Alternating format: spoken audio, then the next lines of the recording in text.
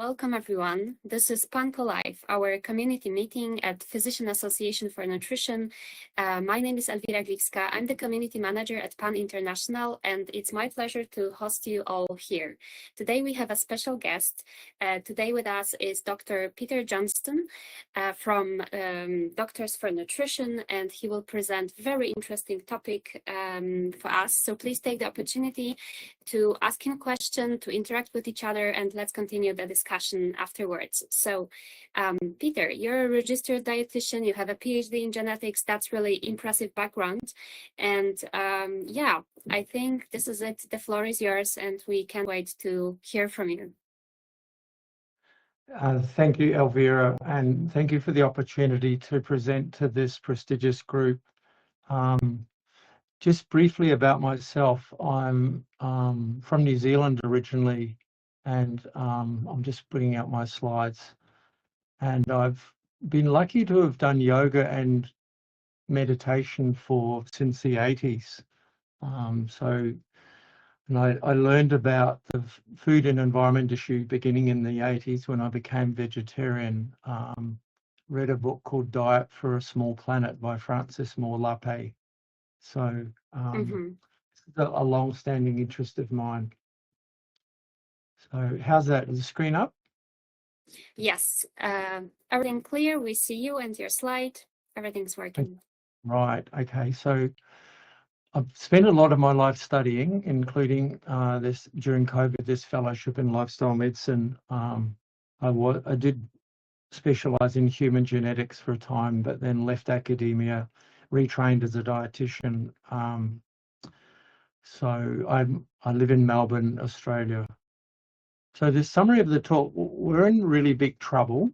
Ending all fossil fuel use won't be enough. We have to change our food system. Climate change is a symptom of a much bigger problem, ecological overshoot. And you can help create change today, and we'll talk about how you can benefit both planetary and personal health. So I have a lot of slides. Most of them are fairly simple, so I'll go through them fairly fast. So dietary changes are really a low-hanging fruit. There's something that's easy to do. It's simple, it's painless, it's even fun. I remember the joy I had when I first became vegetarian, exploring whole new different cuisines, and it just opened up a world of cuisine to me. Because in New Zealand, we grew up with meat and potatoes and a couple of veg, and it was pretty boring in hindsight. So what we're facing is a set of multiple interrelated diabolical crises that are all linked to the food system. And I'll go through these briefly, each one, to give you a sense of the problems, but I'll start on health. So as I said, I'm trained in lifestyle medicine, so that you probably know, most of you, this differs from Western medicine, which tends to focus on drugs and surgery. There's the ambulance at the bottom of the cliff. Lifestyle medicine is really about putting a fence at the top of the cliff and addressing the causes of sickness. And if these are optimized, usually the person will get well. So this is a real joy to do as a dietitian, because I see patients who are unwell mostly, and I help them get much, much better health. So we're in a really bad place with our health globally. So this is just from America, and this is from the CDC. 3/4 of all American adults have at least one chronic disease. Now, this is an unmitigated disaster, and we have pretty much the same in Australia. I don't know why there's not more fuss about this. And about 3/4 of Americans are overweight or obese. And these problems are not plateauing even, they're getting worse. So in Australia, this is from our last census, half of Australians self-identified as having one or more chronic disease conditions. We know it's more than that, because many will have undiagnosed diabetes, pre-diabetes, small cancers, heart disease. It will very likely be similar to the US, probably 3/4 or more are unwell. And this has enormous cost to our society on productivity, on the health system. It's an enormous waste of human potential. And this is a graph of the increasing rate of obesity in Australia. This is millions of people. So we only have 26 million people in Australia. So a fifth of those are obese approximately and growing. So many of you will recognise this picture. This is from Dr. Caldwell Esselstyn. The photograph is in his book, Prevent and Reverse Heart Disease. So this is from the 1990s. So we've known that we could reverse the world's biggest killer for over 3 decades. So this is both tremendously exciting and disappointing that it's not more widely known and practiced. And this is from Dean Ornish. Now, this was published in The Lancet in 1990, a very prestigious journal. So can lifestyle changes reverse coronary heart disease? Well, yes. And this should have been front page news all over the world. The world's biggest killer is reversible. That's so important. And yet doctors and medical students are still not taught this. And most practicing doctors and dietitians are not offering this to their patients, which I would argue is negligence. You know, a patient coming to see a doctor or dietitian has a right to be offered a known way to treat and reverse their disease. To withhold that is severely negligent. There are lots and lots of big studies on the demonstrating the power of plant-based diets, and this is from the Adventist Health Study, a large study with 61,000 people, and there's a stepwise reduction in chronic disease, BMI, with the more plant-based the people were. So in a sense, we have a food system that doesn't care about health, and we have a health system that doesn't care about food.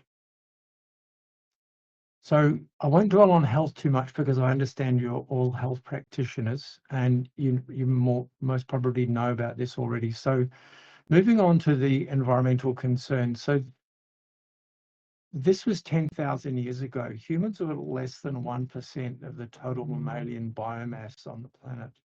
Wild mammals made up the rest. And this is similar for all vertebrates. So fast forward to the modern time, 2015, and wild mammals are reduced to 1.5%. The rest of the planet, this is competitive displacement. Humans have increased in number, but so have the animals that we keep for food, cattle and other livestock. And it's the same story with birds. So 70% of all the birds on the planet now are chickens and other poultry. We're in the 6th mass extinction. So the dotted line at the bottom is the background rate of extinction, and we're vastly higher than that rate. This is driven by a number of things. This is an example. Livestock farmers have always tended to kill apex predators. And this picture is of a dingo in Australia with its foot caught in a trap, and it will be shot when the farmer finds it. No apex predators left in the UK. In the US Department of Agriculture killed 1.7 million animals in 2021, including bears, wolves, coyotes, cougars. And in Australia, we have a long history of farmers killing wedge-tailed eagles and dingoes. Insects numbers are plummeting, so it's estimated that insect could vanish within a century at the current rate of decline. And the rate of insect extinction is 8 times faster than that of birds, reptiles, and mammals. And the major causes of this collapse are pesticide use, agriculture, elimination of trees and shrubs that normally surround fields, clearing of forests and natural unspoiled lands, climate change. Insect mass is falling, total insect mass, by up to 2.5% per year. This is a quote from Jonas Salk, who invented the polio vaccine. I'll let you read this. So this is very sobering, but it kind of puts our place on the planet in perspective. So deforestation, I have a few slides on that. So this is continuing at a pace.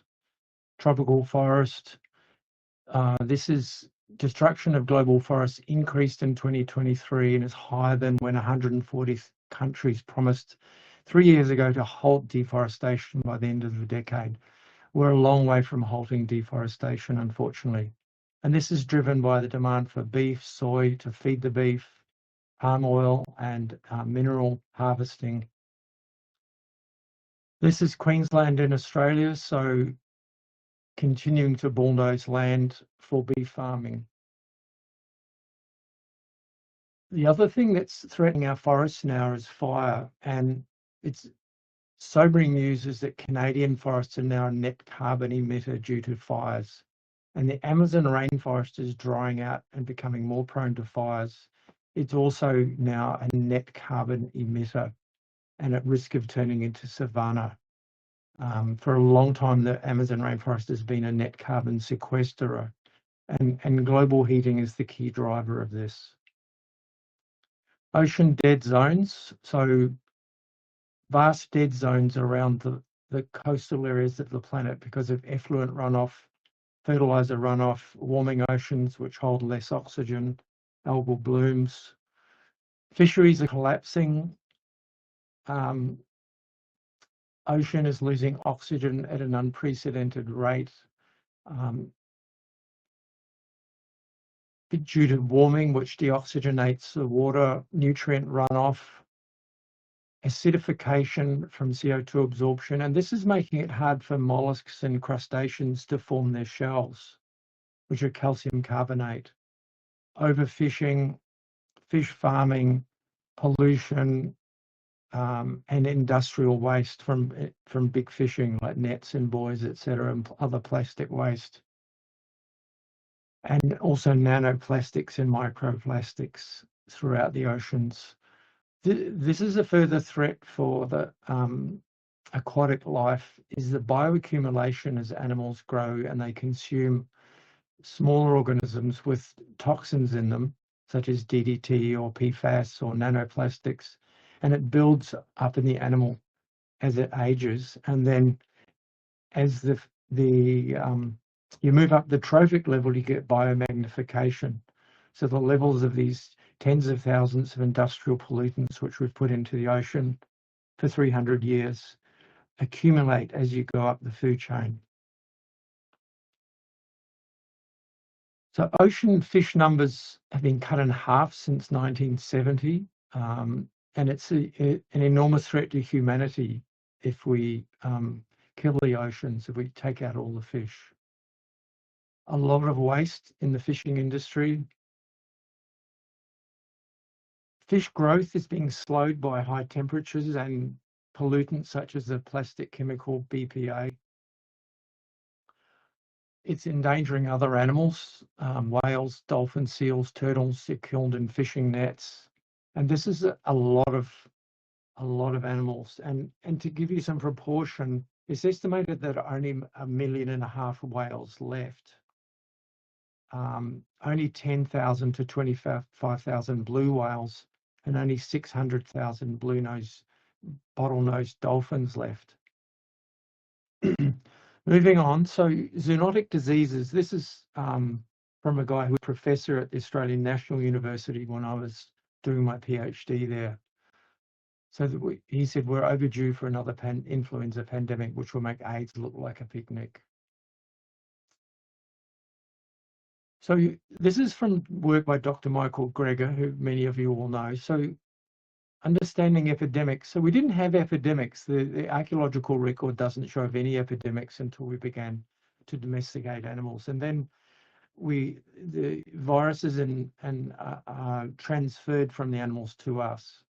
And it's thought that we developed measles, smallpox from camels and sheep and cows, and whooping cough from pigs, typhoid, etc. Influenza pandemic from ducks, common cold from horses. Then there's what's described as a second wave of epidemics, and these are the diseases of overconsumption, the things that we treat every day as health practitioners. And then a third wave of epidemics, and this is beginning with intensive agriculture and further logging in the Amazon and Africa, pushing into areas We'll be making contact with animals that we didn't have close contact with in the past. So HIV from bushmeat killing other primates, Ebola from primates, etc. Swine flu from pigs, West Nile virus from bird smuggling, COVID from bats, pangolins, we're still not clear. Monkeypox from primates. Australia now has 3 identified examples of birds with the new bird flu in them. So we're experts here are terrified that this is going to decimate Australia's bird population. And Australia, as you probably know, has some amazing native birds. This is from the former CDC director predicting bird flu pandemic, and that it's a matter of when, not if. And that such a pandemic may kill 25 to 50% of all humans.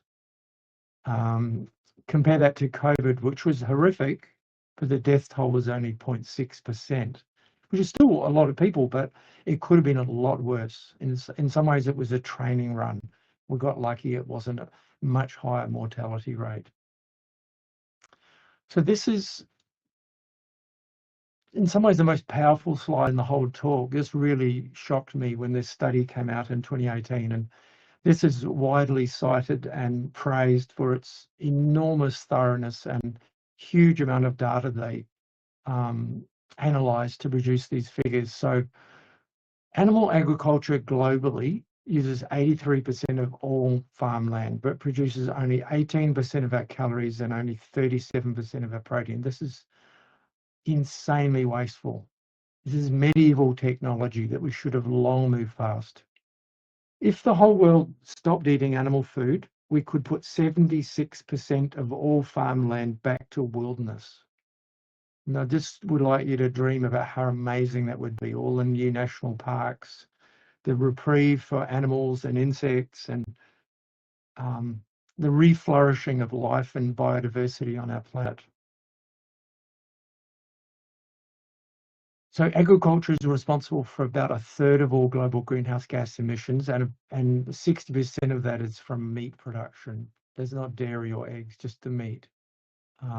This is global meat production. So you can see it's growing fastest in Asia, but it's still growing steadily in the other parts of the world, with a blip for COVID. This is greenhouse gas emissions per kilo of food product, and you can see that beef is vastly more environmentally unfriendly and a heavier footprint than any other foods.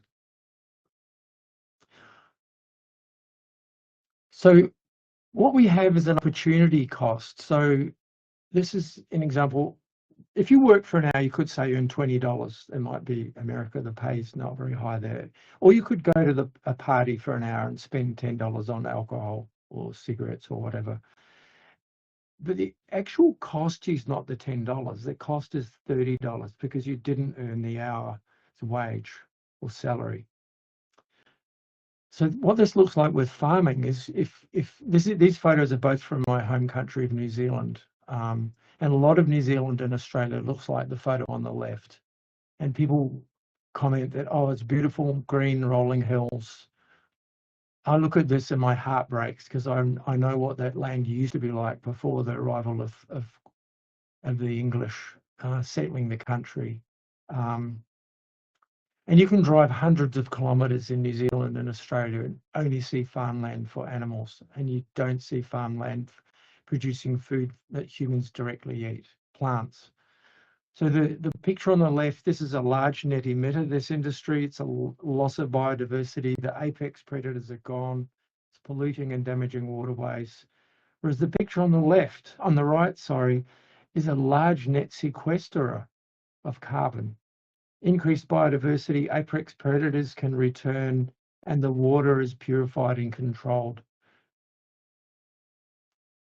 So this is some stuff on global warming. So this is the graphs of CO2 atmospheric concentration in Hawaii since the 1960s. Despite all our efforts, we haven't bent this curve yet. This is kind of alarming. I mean, it might have gone up more steeply if we hadn't started making changes, but we have a long way to go. This is daily sea surface temperature. I haven't found a more up-to-date graph, but this dotted line, the second from the bottom, is the average sea surface temperature between 82 and 2011. And look how much that temperature has climbed. This is global energy consumption mix. So the bottom is timber, wood, biomass. Next one up is coal, then oil, then gas, nuclear, hydro. So the renewables is the yellow slim line at the top. And this is up to 2018.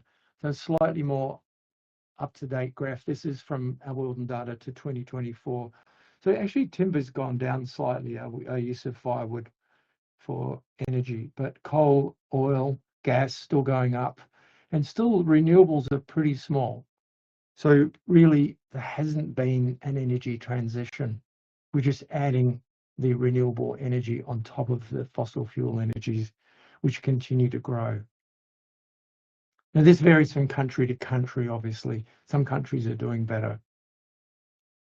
So this is what there's what's known as the Jevons paradox. So fuel efficiency gains tend to increase, not decrease, fuel and other energy use, which is what we saw in that previous graph. So total energy use is just going up. We haven't started to make a dent in the fossil fuels. So this one also terrifies me. So about 70% of all antibiotic use in the world is for livestock, about 100,000 tons a year, and it's used prophylactically to prevent disease because many animals are kept confined and are stressed and are more likely to get sick. They are not out in nature. It's unnatural the way they're living and bred. It also promotes growth. But what this is doing is creating antibiotic-resistant bacteria. And now we're seeing increasing deaths around the world where we can't treat the infection that the person has. But essentially, we're fast approaching a post-antibiotic era where you won't be able to get a hip replacement or a C-section birth for your child. If you get a bad infection in a foot or hand, the limb may need to be amputated. We're going back to what we had pre-antibiotics. So just some stuff on ethics. So when we destroy the environment, we're stealing the future from our descendants. We need to be good ancestors, and we're not. And we're inflicting trauma and violence on the people we pay to kill animals for food. And these are often underpaid migrant workers working in dangerous conditions where there's a high injury rate. So they have a lot of health problems, but they also have more domestic violence. And for a long time, I thought that not eating animal food made people more gentle, and I thought that there'd be less family violence and less wars if all the world stopped eating animals. But I didn't think there was any research until I looked in this last week when I was updating this talk, and there is research backing this up. And the people that eat animal foods, there's quite a degree of cognitive dissonance, and it changes the empathy levels of people. And I think we'll look back on animal agriculture the way we look back on the global slave trade. I think our descendants will throw their hands up in horror and go, how could they have done that? Like we're slaughtering 90 billion land animals a year for food for 8.3 billion humans. And we haul about 2.5 trillion sea animals from the oceans per year. And a lot of that is wasted. This was a very interesting study I found on our world and data. So this is polling 1,000 adults in the UK on a range of things that are normal practices in animal agriculture. These are all routine. And the percentage of people who said this is acceptable is really small. I was really intrigued to see this, and it's heartening, but I bet most of those 1,000 people are still eating animal products. They don't realize that male calves are killed because they can't produce milk, or that chicks are ground up or gassed at birth, ground up alive. There's some amazing cognitive dissonance going on here. So this is also something that I find really appalling. So about 40% of world grain is fed to livestock. If all that grain was fed to humans, we could feed an extra 3.5 billion people. And yet at the same time, about 5,000 children starve to death every day.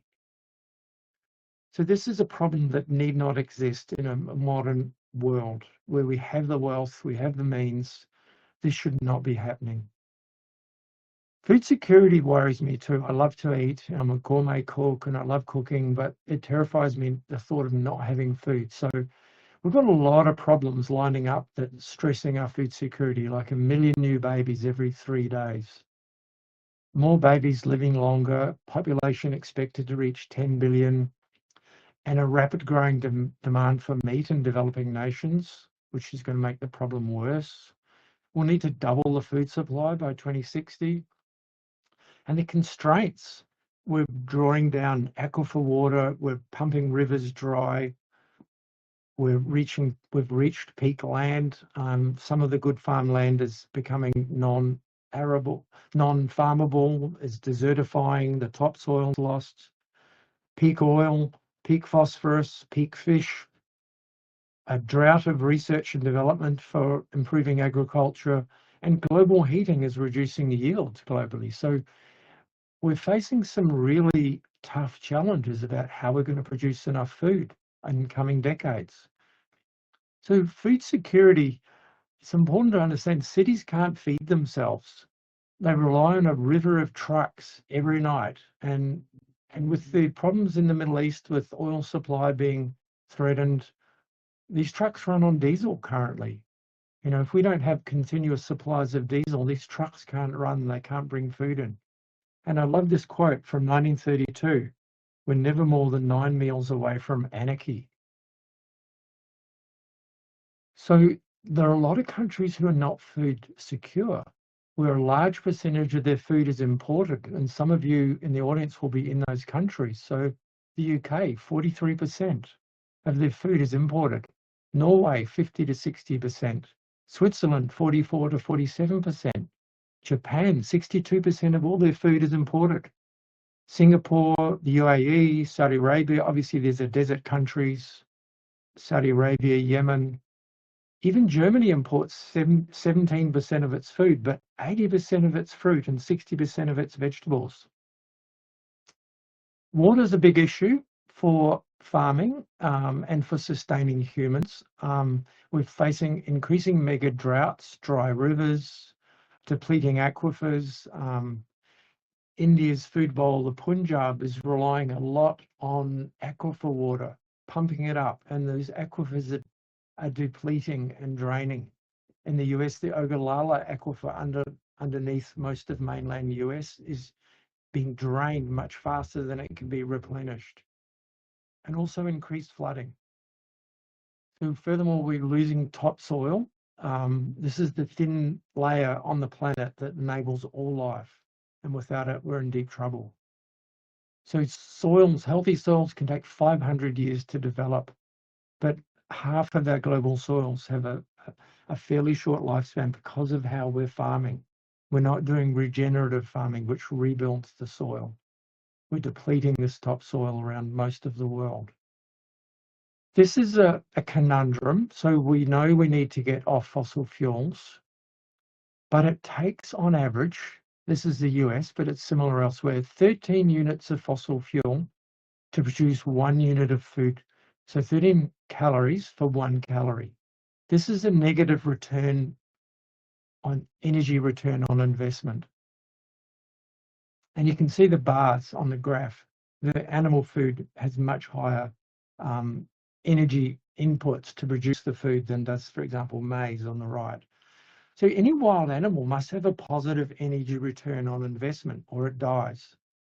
So we've been propped up, our civilization has been propped up by our profligate use of fossil fuels to enable the food to get to our plates. So how do we feed 8 to 10 billion people without fossil fuels? We haven't got a good solution to this yet. This is the Haber-Bosch process. So this is producing the nitrogen fertilizer that's also been in the news with the Strait of Hormuz being blocked. So the application of this pollutes water. It's causing ocean dead zones. It's fueling global heating because it's using methane. But the scientists estimate we couldn't have progressed beyond 4 billion humans if this process hadn't been invented. So if we're not doing this, if we can't find a way to do this without fossil fuels, then we can't feed 4 billion people. Population growth. So this is a pretty dramatic picture of human population over since 10,000 BCE. So you can see the growth rate was very, very slow for a long time. And then it started to climb really fast. So for most of human history, we relied on our own muscles or animal muscles in the last 10,000 years when we domesticated cows and oxen that could pull plows and so on, and firewood. So what enabled this really steep growth was the extensive use of fossil fuels, which reduced the negative feedback on our growth. So food and resource shortages, and has enabled an explosive population increase. So even around when I was born in 1958, there are only 3 billion humans. So that's approaching a tripling of population in my lifetime. So this is an example of ecological overshoot. It's a boom and bust cycle. And what we're seeing is the boom stage of this cycle. And what happens with the bust remains to be seen, but I'm worried that this is going to be unpleasant. This is another way to describe it. So we've overshot the carrying limits of the system, and fossil fuels have enabled this. And we're approaching a tipping point where there may be a system collapse. So you can look at fossil fuels in the long term, like over this period of 2,500 years. This is a thin flame in a long dark night. So we're around the top of this peak. We're just past peak oil, and we're on the descent where there'll be less fossil fuels. So you can look at a graph like this for the US and go, okay, well, the US is actually producing more now than it ever has, slightly. But when you break this down and look at the makeup of it, the gain in recent years is from fracking, from tar sand oils. And this is not a long-term sustainable source of oil. This is a graph showing the increasing rate of decline of productivity of these tight oil wells. So the early ones lasted longer, but now they're so much more efficient. The wells are finished within a year or two, and they move on and look for another one. This is Professor William Rees. He's thinking the climate crisis might take a lot of people. Now, he's the former developer of the ecological footprint. So again, around when I was born, we were using 73% of the Earth's biocapacity. Now we're exceeding that dramatically, 160% of the Earth's biocapacity, and this was 2019. So it's probably worse by now. So we're in ecological overshoot, and you can see these hockey sticks. Now, I apologize if they're small. I couldn't break this up into an easier picture, but all of these curves matching the population curve to a large extent. This is also graphically illustrated with the planetary boundaries concept. So we crossed, actually last year, we crossed the 7th one, ocean acidification. And agriculture is a major contributor to all of these, a major contributor. So the safe operating space is the circle in the middle here. We need to get all of these back into that safe space if we're to have a chance of long-term ecological sustainability. This is just some equity. So probably most people in this meeting will be in the richest 10%, if not the 19%. But there's a disproportionate use of CO2 emissions, causation of CO2 emissions by the most wealthy, and the poorest 50% are responsible for only about 10% of total lifestyle and consumption emissions. So we waste a lot of food. About a third of the world's food is wasted. This could feed 3 billion people. If food waste was a country, it'd be the third largest greenhouse gas emitter behind China and the US. And an area larger than China, and 20% of the world's fresh water is used to grow food that is never eaten. The actual costs of animal food, so we pay for it 3 times. There's the price at the checkout. There's enormous subsidies, which come from our taxes. So we're paying those. And the enormous externalities, the cost to the environment and health. The taxpayer picks this up again. This is you and I. So this extent of these, there's approximately $1 trillion in subsidies goes to agriculture globally, the vast majority of animal agriculture, and almost none of that to help the environment. And subsidies of fossil fuels are still growing. They surged to a record 7 trillion in 2023, much of this for agriculture. In Australia, we subsidise fossil fuels $16.3 billion per annum. So these monies should be redirected to soil regeneration, producing healthier food, cheaper plant food, subsidising the healthy foods. We should be taxing meat and dairy to capture the externalities and the enormous environmental and health damage. This is inspiring. So Denmark has announced the world's first tax on agricultural emissions beginning in 2030 and to triple within 5 years. It's part of a groundbreaking roadmap towards a more plant-based system where they see plant-based diets as the future. So we have to change how we produce food. We won't keep within the global heating targets if we don't change agriculture.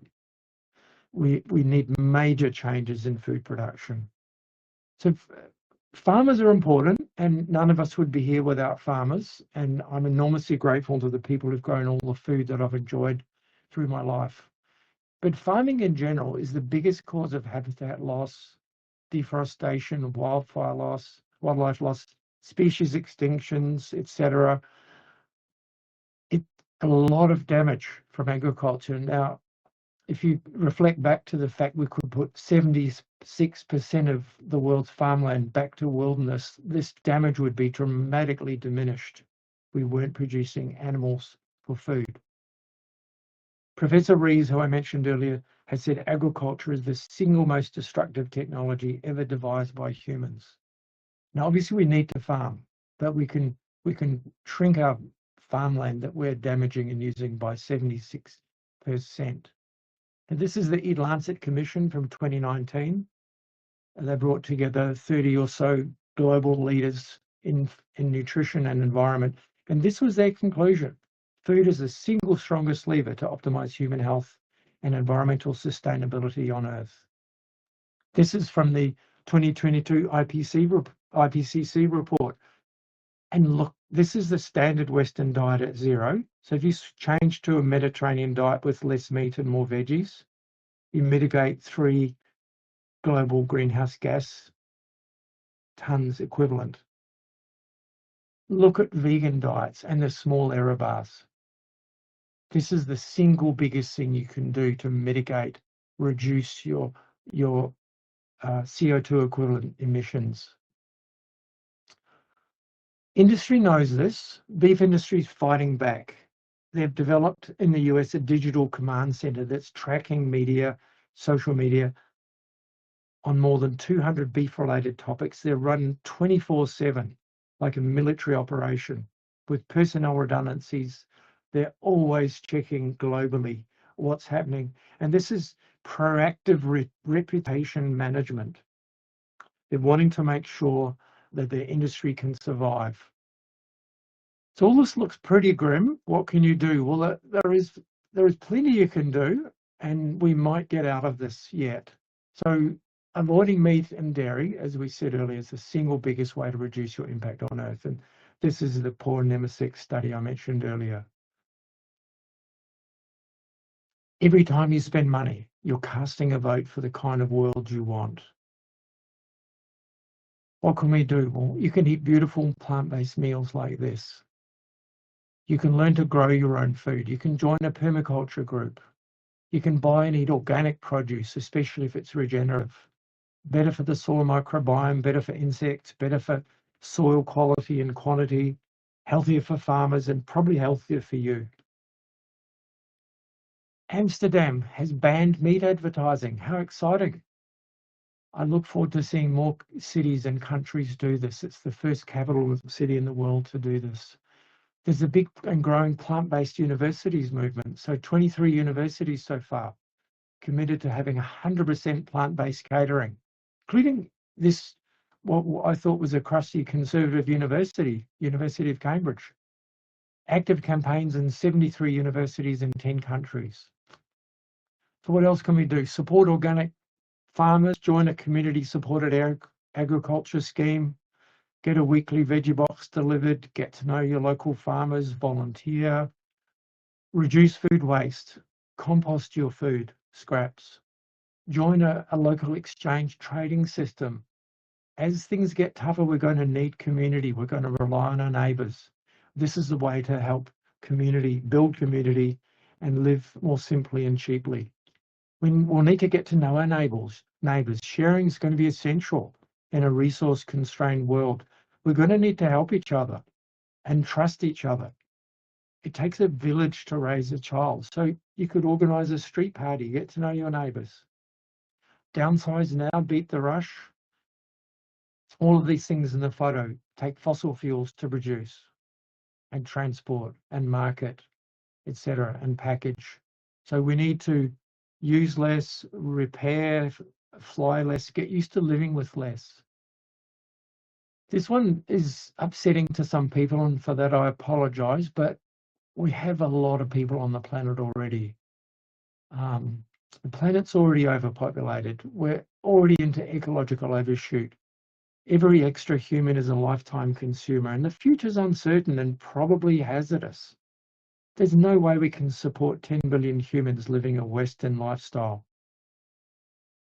This is an exciting possibility. So we're on the cusp of this fastest, deepest, most consequential disruption of agriculture. This is from Rethink X. They're forecasting the rise of precision fermentation, and these foods will cost a lot less than animal food, massively lower environmental footprint, and essentially will make animal agriculture bankrupt.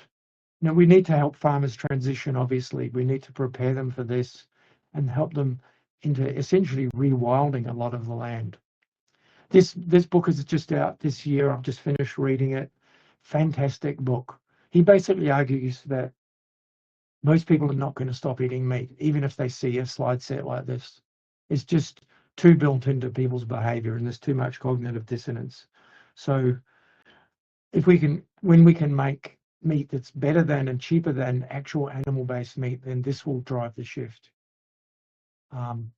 This is a huge investment going into this, lots and lots of companies.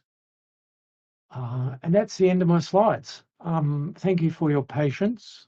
And I look forward to your questions or comments. Wow, thank you very much, Peter. I have to say that I am really impressed, and that was really, as you said, sobering experience to listen to you. So that was really a brilliant presentation. And thank you for that. Thank you for your time. And for everyone here with us, please feel free to drop your questions in the chat. If there are any, we are happy to discuss it with you. This is a very unique opportunity because we have the speaker with us. So please ask your questions. And on my side, I could just say that listening to you, I realized that it's sometimes very difficult for health professionals to connect the dots. So you said very clearly how environment, damage will impact health, but this connection is not very obvious to many of health professionals. So they would like to protect health, and every day their routine, everything they do is actually to protect humans' health.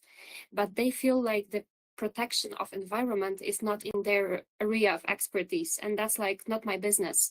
So looking at the data like you presented it today, it shows very clearly that if I want to protect health of my patients, I need to protect the environment too. So these are the types of conversations that we're having all the time. So many people working with non-communicable diseases, so they're relying on drugs, they're relying on heavy interventions while having so many lifestyle interventions that are equally or even more effective, right? So that was really eye-opening to hear and just to see it really in data. So we were not talking emotional here.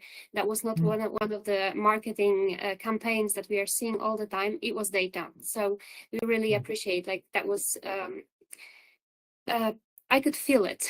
Like, we are really in danger. Like, you started the presentation with a very strong opening, and I completely agree with you. So thank you for that. Also listening about food insecurity problems. So I remember when I started my studies a couple of years ago, then food insecurity was usually connected to malnutrition in some, faraway lands. But now food insecurity is a real problem in many European countries as well. And we don't realize that. So the times have changed, and again, we are experiencing a very horrible heat wave currently at the many European countries, and we are not prepared for that totally. So we are seeing the effects of the environmental damage every day, and yeah, it's just a time to act.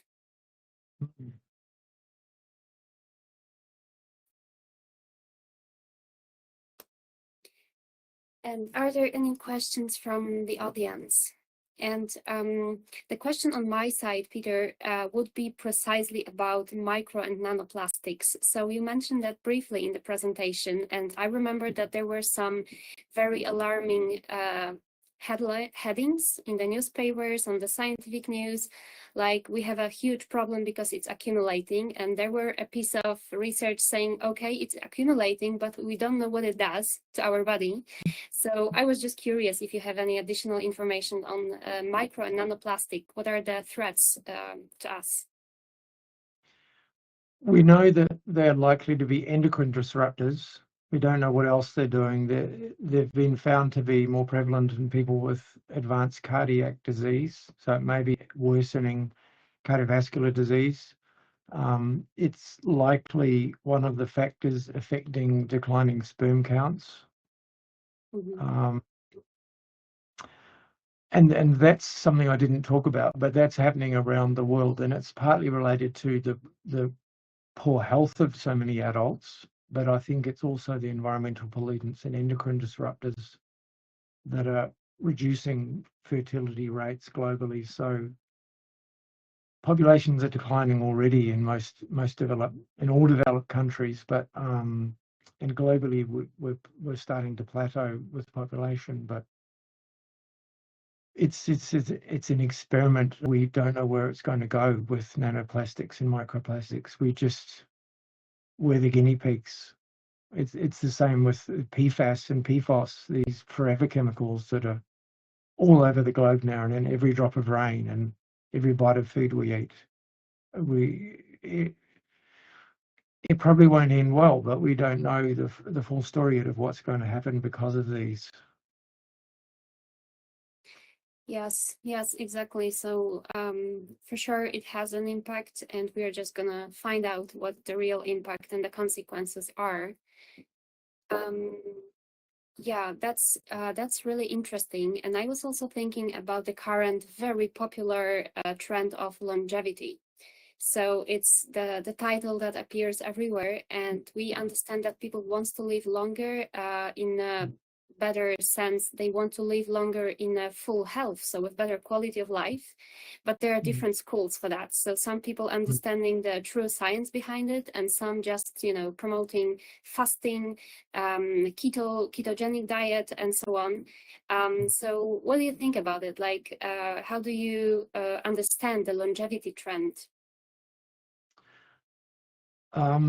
Interesting you asked that. I did my PhD and my honours degree before that to study aging because I was obsessed with myself and those around me not dying. I've kind of moved on from that because I think it's probably still technically possible to extend the human lifespan, but I'm not sure it's a good thing. There are too many people, and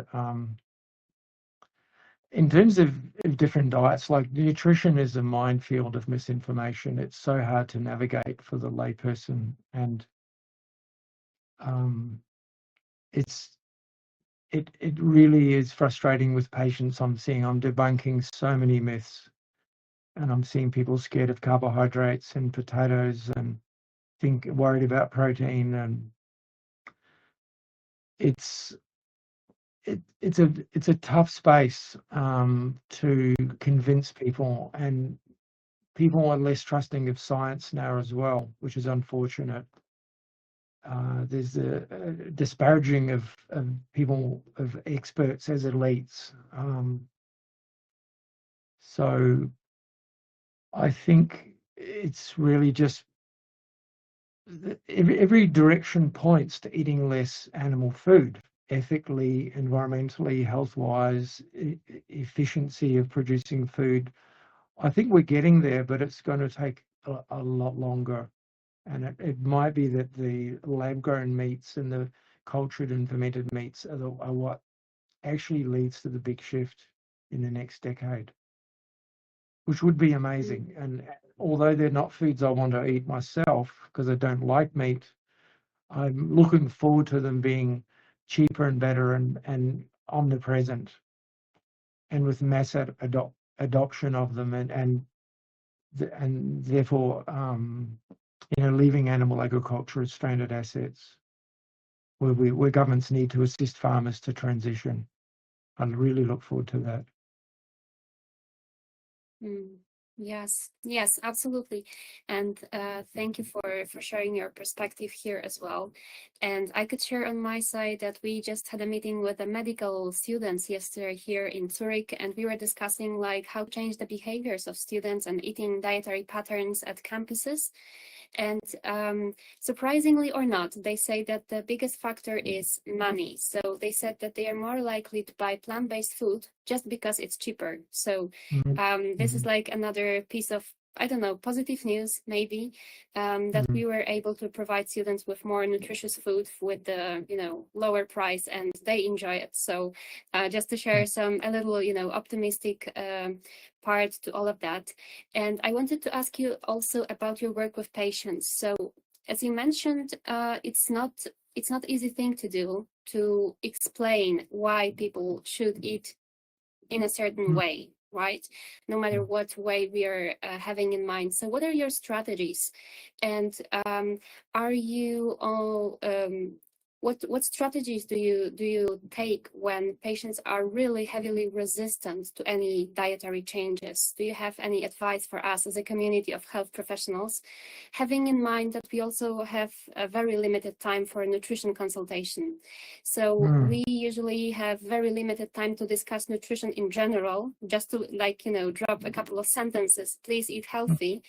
What are the most effective strategies that you have to work with your patients and to help them be, eat healthier?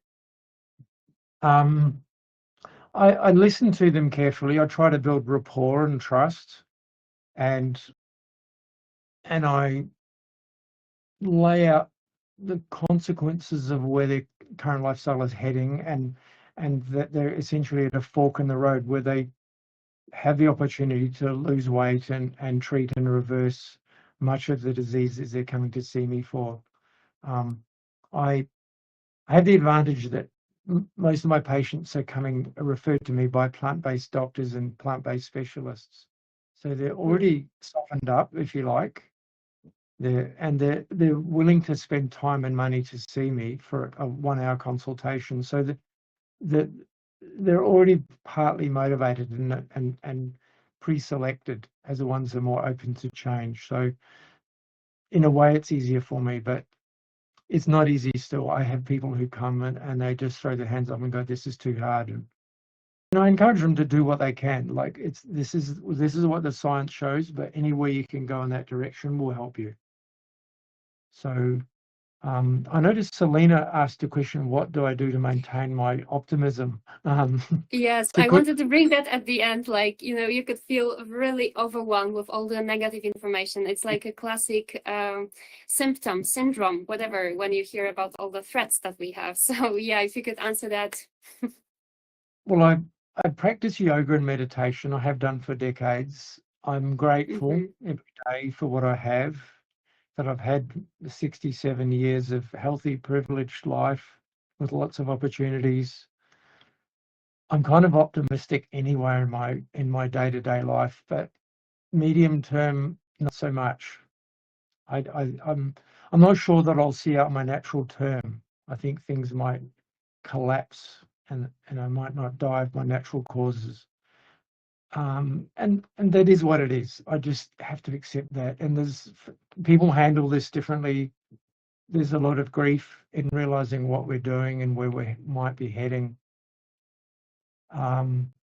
I spend a lot of time thinking about this and learning about this, and I seem to be able to do it without making myself depressed. But I know my family and many of my friends don't like me talking about this, and they just say, "No, please turn it off. Stop talking. It's too depressing." So it depends on who you are, but in the end, we can't hope to beat a problem if you don't know the nature and extent of the problem. So we first have to know what we're doing and where things are at and how bad they are, but to give us a proper picture of what we're up against and the urgency and the need to address all these simultaneous calamities that we've created. So I hope that helps, Selena. It's really up to individuals. Some people just need to switch off and not focus on this stuff. And if you do that and you're doing other work to help people and you're not eating animal foods, then that alone is a huge thing. So kudos to anyone who stops eating animal foods alone. That's so important. Because our house is on fire. Essentially, our house is on fire, and if it was your own home, you do everything you could to put it out. This is from we really have to use every lever at our disposal to get out of this crisis. And if that means eating no more animal food, then I really strongly think we have to do that. Yeah, exactly. And thank you for sharing your piece of advice. I know very well that for some people, all this information can be overwhelming. And I think we've learned very well, for example, from smoking cessation, that threatening people and showing them how bad the situation is not helpful, not for everyone. So better to offer positive data.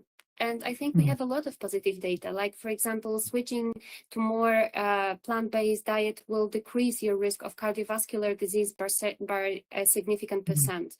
Or if you choose to increase your physical activity, then you could live longer in health, right? So there are a lot of positive things that we could introduce besides choosing the overwhelming sad facts, especially for people who being easily overwhelmed, they are scared and a little bit depressed with all of that. There's a strategy to just show the positive impact and the power in their hands it's there. So that's like just a little insight on my side. Not everything depends on a single person. So we just can do what we can do, and the rest is outside of our control. Yeah, and I like to be a living example of a healthy person. So as an inspiration. So I'm not far off 70, and I still do handstands at yoga and other arm balances, and I still surf and windsurf, and so on. I don't have any pain or medications or chronic disease, so, and my colleagues I work with are the same. We're all exemplars of health because we practice healthy eating and healthy living, and that itself can be inspiring. I often say to patients to be a lighthouse, not a tugboat. Oh, beautifully said. It's not Beautifully original said. to me. I heard someone else Yeah. and I like that. Yeah, that's true. That's true. But that's really motivating seeing, like you said, the example from health professional doing what they like they said, practice what you preach. You did it and you're well. So that's like the perfect way to go around it. And I think with that very nice summary, we could close the meeting today. Thank you very much, Peter, for opening our eyes today, for bringing all these interesting facts. There's going to be a recording from this meeting, so please feel free to share it with interested colleagues. I think this is a so important topic that the more people see it, the better. And thank you again, Peter Johnston. He was my guest today, and thank you everyone for joining us. Thanks everyone for attending and making time. And thanks Elvira for the opportunity. That was an honor. Thank you so much. And see you next month for another PANCO Live. Thank you.